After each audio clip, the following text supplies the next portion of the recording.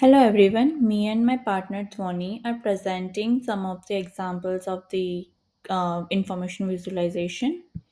So the first one is this. The author of this graph is trying to compare the population changes in selected European countries between the years 2013 and 2021.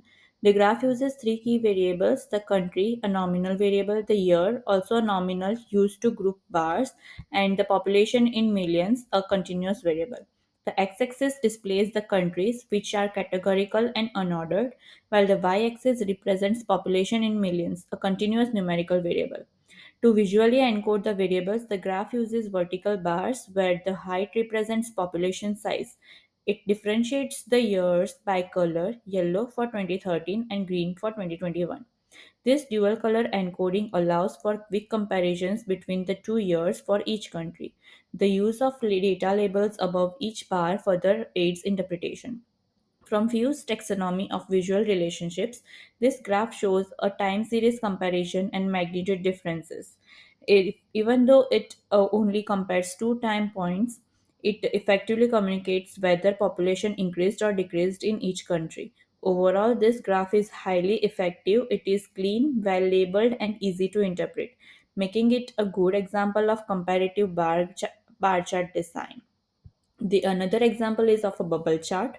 This bubble chart aims to visualize the relationship between violent crime rates, property crime rates, and poverty levels across different US states. The x-axis represents property crime rate per 1 million people.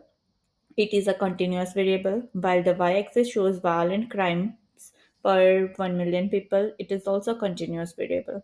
The bubble size encodes the poverty level, and each bubble is labeled with a state name, which is a nominal variable. The visual encoding includes position on the axis for the two crime variables, size for poverty level, and the crime, and the color and pattern fields to differentiate other states.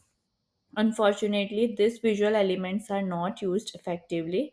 The chart is extremely cluttered and with overlapping bubbles, distracting textures, and a chaotic color scheme that makes it difficult to focus on any insight.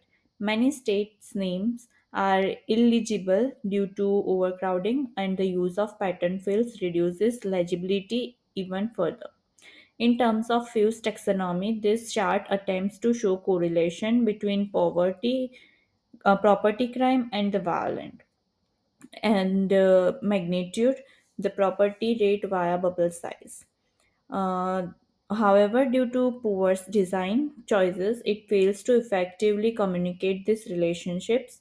Viewers struggle to interpret the data, and the chart does not provide a clear takeaway. This is an example of how attempting to display too much information at once can reduce the overall usability and impact of the data visualization. Thank you.